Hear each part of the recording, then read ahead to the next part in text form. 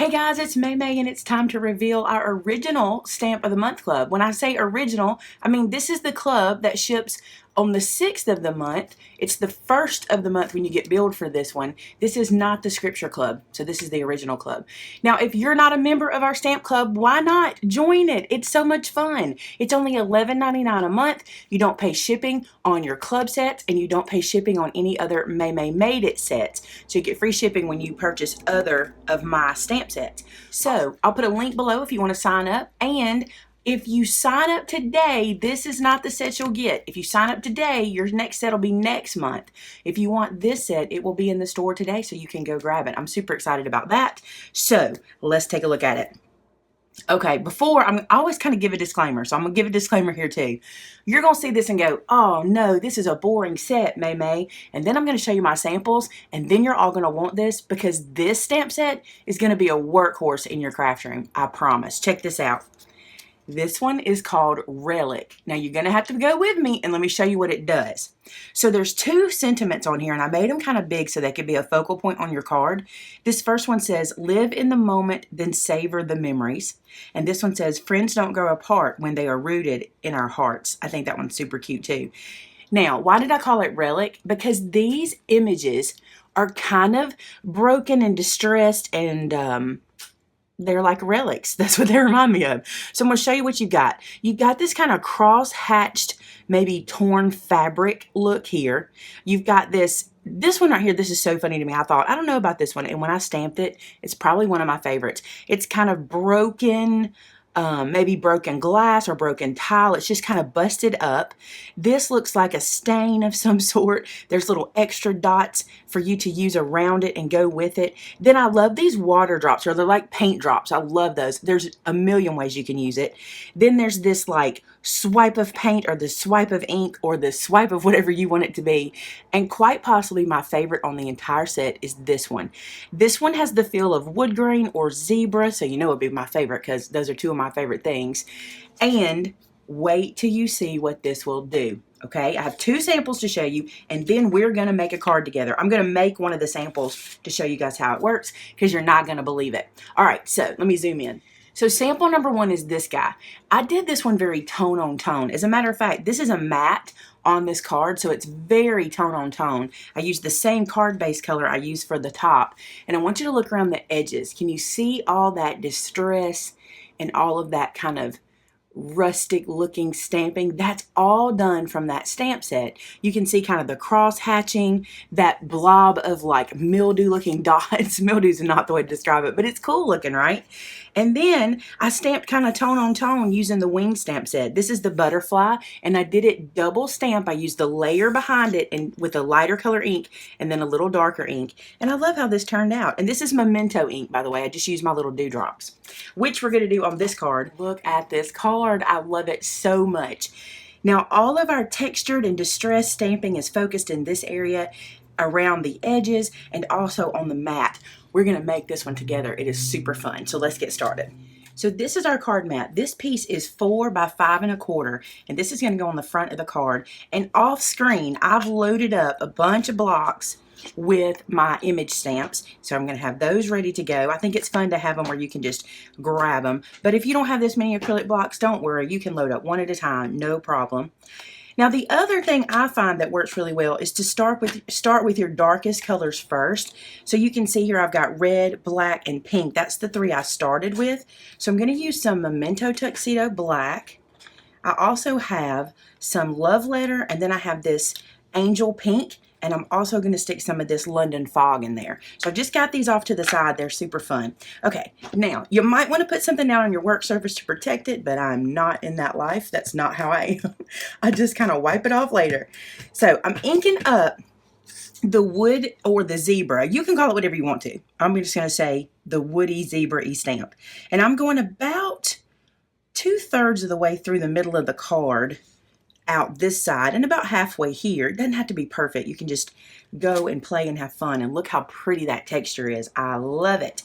So I started with that one, and now I'm going to clean my stamp off. Now, why did I start with the dark one? It's just me. I need to start with the dark one. If you want to start with the light one, you can, and then you don't have to worry about cleaning your stamp quite as much because you won't be contaminating the next ink. But I'm kind of a person that dark is the base, and so for me, I need to start with the dark. That's just the way my eye works. Now I'm going to use the same one again. I'm not going to ink it up all the way because I don't need to, just about 2/3. And then this one goes underneath, tiny bit overlapped, and shorter than the last one. Okay, so just moving it back just a little bit. So see how it kind of lays in? Oh, it's so pretty. Clean that stamp off again. I'm just using a baby wipe in between. And now the pink. So I'm going to do the same thing this time. But this time I'm going to use the pink. And I need even less because this is going to go at the top just for added texture and design. Stamp that down there. You can probably barely see it, but it's so pretty. All right, so I'm through with that stamp for now. Then what I did was I went, let's add something else. So I just grabbed that crosshatch stamp set, or stamp that I think is so cool, and I inked it up with some gray ink, the London Fog, and I literally just started playing. I thought, you know, if I ruin this piece of paper, who cares? And so I just played around, and I wanted some of that little ragged edge to show in between places here and there. So I stamped that there, and then I inked it up again. And I just kind of stamped it in the middle where I could see a little bit of that cross hatching stick out. You can turn it, use it any way you want to. And I didn't even use the whole stamp. Like I pressed kind of funny, and then I came down here and did a little more, just a light stamping, just for texture. And don't forget to do second generation stamping. Like once you've stamped it once and gotten all the ink off, use it again and get some of that lighter ink. So you see it's still there. You can still see it, just so faint. But take advantage of that as well. It looks like a mess, doesn't it? I know. It looks like a total mess, but watch what happens when we keep going. So now I'm going to play with the red. And on this little block, I've double loaded the tiny dots here and the bigger dots here. And I'm going to stamp into here, and I'm just going to find a spot to do some of these inky, messy, sloppy dots. I don't even care if I get the whole image down. And now I'm going to do some of that second generation stuff I told you about, where I'm just kind of cleaning my stamp off on the page, okay? And then on the back side, I'm going to use a different ink and do the smaller dots. I'm just playing, and it's so much fun. So now I'm going to stamp and second generation, stamp and second generation, stamp and second generation. So just play around with it. It's so cool. I think I even want some of those little dots in kind of black, just here and there, because I like the way they kind of really show up. And I'm kind of using like the edges of the stamp, and I'm not getting entire images, just kind of the edges. And see how that looks? I love it. I'm going to take some scrap paper. Just going to dig into my trash can. Here's a piece of paper that was in the trash. I'm going to stamp this guy onto the black Memento Tuxedo black ink, and then I'm going to stamp off onto my scrap paper. And then I'm going to get some second generation stamping going with it as well, because I want kind of some broken edges. That's it. I'm going to stop there. I think that works for a great background. And when you see us finish it, remember how it looks here. Let me show you. See the difference? It looks really cool. Okay, now I want to work around the edges. So for the edges, what I did, I took this London Fog gray ink and that stamp that I told you was kind of like a broken pebbles or tiles or anything you want it to be. I inked it up, and then I just went around the edges using that stamp about 1/4 of an inch of the stamp. So it's there, and then I went here. I'm turning and using the edges of the stamp. And then you can even do this in second generation. You don't have to use solid ink. You can stamp off and do it. I'm doing this one darker. I just noticed that I must have stamped off on my original. But look how I'm making that border around it with this one stamp. So now I'm going to ink it. I've used all the ink off of that stamp at this point, and now I'm going to ink it again. Just like so. And finish it out. So 1/4 of an inch here of the stamp. Then I'm going to turn it and get the other inky edge. And then I can skip this section because it's not going to show anyway, and pick back up here. Use more of the ink off the stamp. I can see where the ink is, and I like how it kind of fades into nothing. That looks really cool. And I've got one more stripe of ink on the stamp. Now this time, because I only need this, I don't even have to ink the whole stamp. I can just ink like half of it all the way down. And I should be able to finish it this way. Look at that.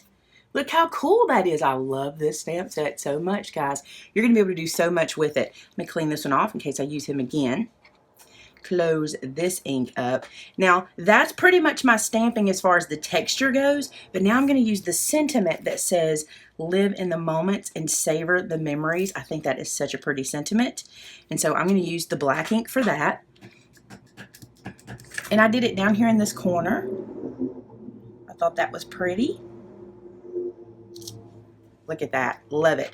At this point, it kind of looks like a mess. I get it. We're going to embellish it and make it look super cute. But I want to work on the card base real quick. So I'm just using an A2 size card base, scoring it at 5.5. I tend to make my cards in this tall orientation, I notice about myself. I think it's just a matter of what you like. This is the portrait way that I like to do it. I think it's just up to your flavor, whatever you like to do. All right, now I get to go back to my favorite stamp. Now, you want to crease this down really well if you're doing this. The reason is I don't want to stamp on the back. I only want to stamp on the front. So I'm going to do it folded. So crease it so it'll lay nice and flat. Back to that zebra or wood or whatever you want to call it grain. I'm going to ink it up, and I'm going to use it a lot like I did that other image stamp where I'm going to use like half of it on the edge. I only need to cover 1/4 inch of the edge so that when I bring my mat over, it covers. See that? Oh, I think it's so cool. So now I can flip it around and use the ink on the other side. And now 1/2 of the card mat is completely done. Look at that. I love it. Then I'm going to turn it.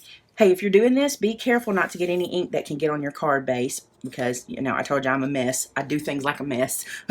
So now I'm going to ink again. And I think I'll go to the other side. And I'm going to do the long edge again, about half of the stamp. Then I'm going to turn it and do the other half. Can you imagine how much fun you could have doing this, designing different patterns and images and shapes? You could just do anything. Now I'm going to ink it again. And this time we're going to have a little bit of overlap. As much as you want. It doesn't matter. You can cross it all the way, or you can just kind of come to the edge of where your last image left off. And see that? And then I think I can get a little more right here. And I'm only pressing what's touching the paper. So that way it leaves ink on my stamp and I can just kind of rock it and roll it to where I want it to be. So let's see. Yeah, this is full ink. Stamp there. And then I just need a tiny bit here to finish it off. Perfect.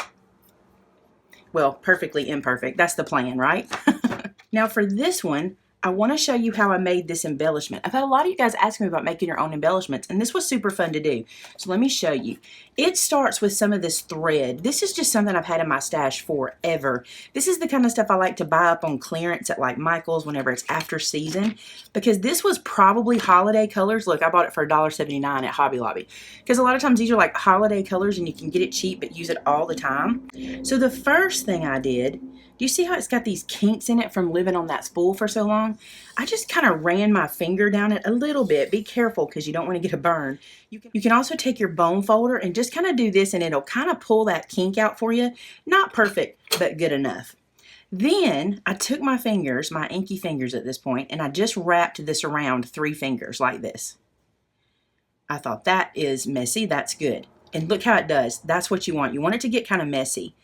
And we're going to lay this down onto the card front. And it'll kind of look like a bow, but not really be a bow. So now I just sat this into that spot. I literally did it just like that. And I'm taking some sticky tape, just right off the roll, enough to hide behind my heart embellishment that's going on.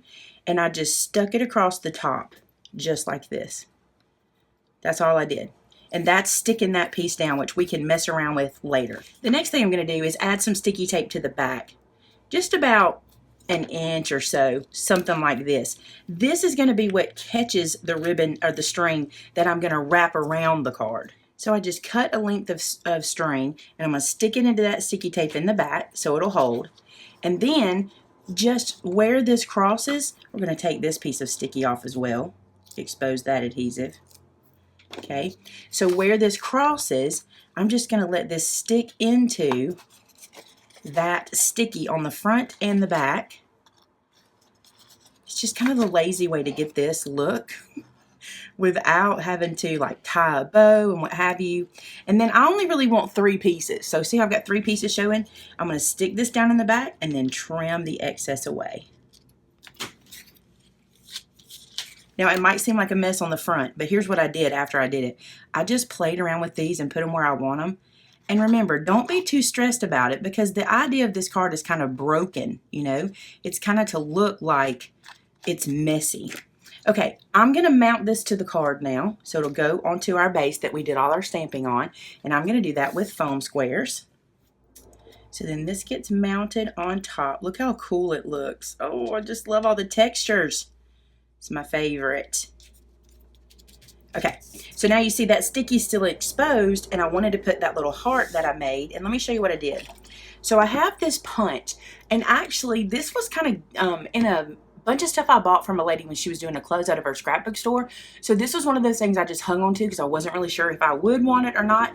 But you know I'm a big fan of punches, so I hardly get rid of them. So I hung on to this, and I used it to make this card. So from a scrap piece of red paper, I put this guy in, and I punched this down. Actually, this one is kind of old, and I have to kind of manipulate it. So I put it down